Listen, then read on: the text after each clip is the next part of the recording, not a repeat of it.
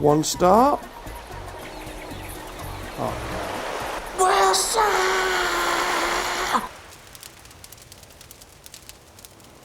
No. No. Oh yeah! Foot slip shank. Oh. That was a nightmare. Is that a ship? Hello? I need your help. Help, here. I need your help, here. I'm on an island with no food or water. It's still there, isn't it? If I'm nominated for an Oscar, you know why. That's going to be a full feature series on Netflix, I tell you. It's just groundbreaking production and acting. It really is. Hey guys, Big Al here with the next installment of Wilson product on the channel. And we're looking today at the almighty Wilson Dynapower iron. Or should I say Mizuno Dynapower iron? Do you know what I mean? Yeah. Because no one let me know that in the comment section, you know. Not one person mentioned it, no. Honestly. Look, Brian, some of us do make mistakes, and that was one of them. It's a compliment to both manufacturers, really, let's be honest. No one's offended. Said the wrong brand in front of the wrong product. But I'm back from a very sunny, beautiful Portugal, having hit and played with most of the week the Dynapower Forged, the Wilson, not the Mizuno ones, the Wilson ones, just so you know. And they delivered on every single aspect. I was worried about the spin, I don't know why, because it was never an issue. We had the stop and drop. I was hitting longer distances with my irons than I usually would, but I was also getting what felt like the control and comfort of a little bit more forgiveness. So it's very possible that they could stay in there. We will see. I do want to see what it's like, linksy, very firm, how it performs there, but so far, so good. But it's not about the Forge today, we are looking at the standard Dynapower. Now this is obviously on the scale of clubs, this sits almost right at the end of the forgiving, don't want to say higher handicapper, but definitely game improvement.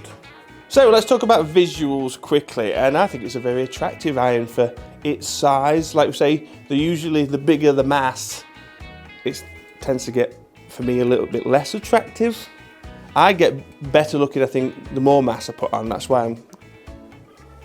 But yes, they've done a fantastic job of this golf club visual. I think it's very, very pretty. So we're hitting the 7-iron here, and down at the ball, the first thing I noticed straight away is it's pretty big, but it looks like so much loft for a 7-iron, which is unusual when the loft of the 7-iron is 27 degrees. Look, whoa, whoa. Before the loft police come, okay, let me explain myself again. Low CG to counter the strong lofts. So the audience for this needs distance, needs a launch. It's okay. It's a bit strong, it is, but you know. 7-iron. Yeah, it's a weird looking shape, I've got to say. It's not my favourite thing I've ever seen. I just want to stand up with a 7-iron and hit it as hard as possible.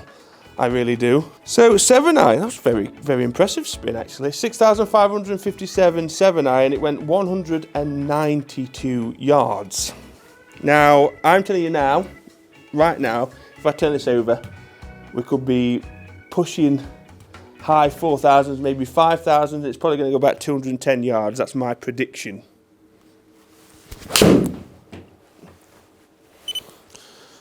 Ball speed, man. 200. Very nice. 6,000 again. We've got some good spin numbers so far. Surprising. Hey, you surprised? I'm surprised. I'm helping the fact that I'm hitting the bottom groove. Come on, power holes. Look at this. This is magnificent, isn't it?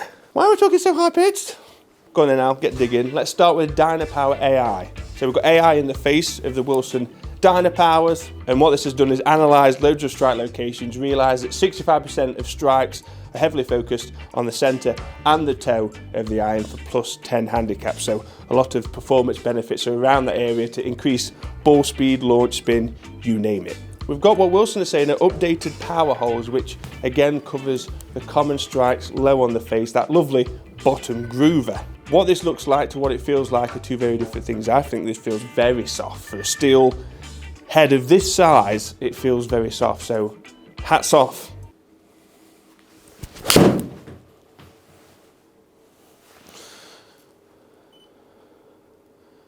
Look at that.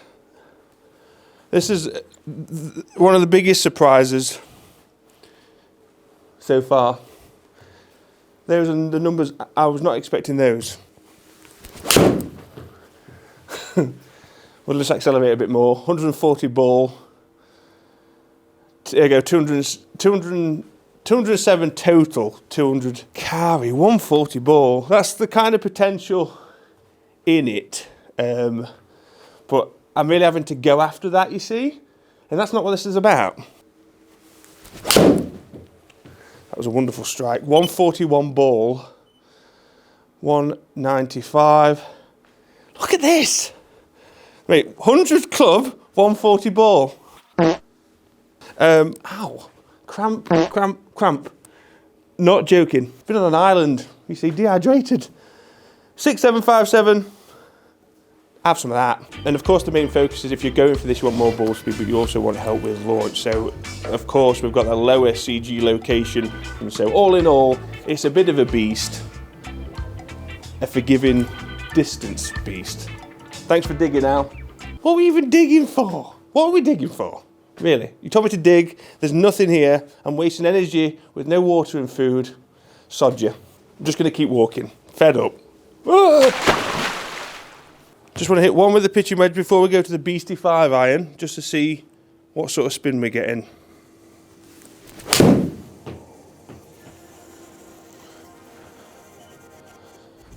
$9,000 with a right to left.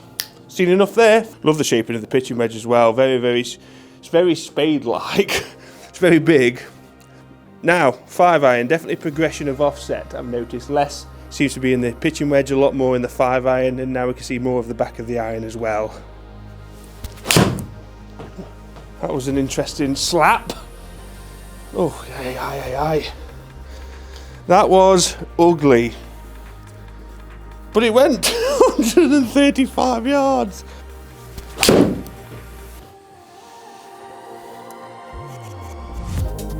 I love that. That's a beastie 5 iron. It sounds so powerful as well. Really does sound powerful.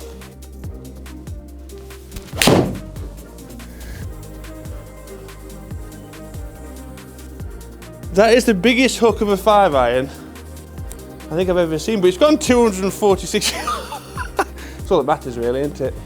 It's a good one to end on, isn't it? Big flip. Thanks for that. So let's go to the 7 iron first. I've called that driver, as you do. Great numbers. Biggest surprise being we had a lot of right to left ball flights, but we're still at the mid 6s in RPM. So won't be the longest probably club you'll hit, but you know it's going to work for you in terms of the spin, which is what I saw in the Forged. It wasn't like a low spinning bullet, it was still stopping for me. So we've got that rewarding, very more traditional, I feel, even though the loft's strong, more traditional numbers coming out of those irons. So impressed with the 7 iron. It looks like my youngest has just gone absolutely AWOL with a crayon. Good grief, man.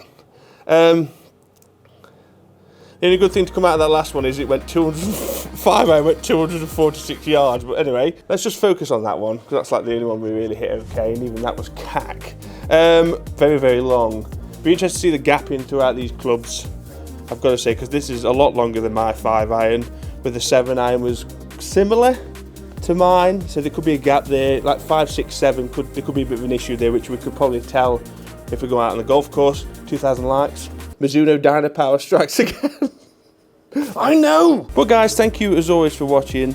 Needed to do them because they deserve all the respect they get. Lots of club reviews coming up, lots of fun to be had, so hit that subscribe button and the bell notification, because if you don't, well, you'll be teeing balls up for me on the island. That's got him. Wrong person.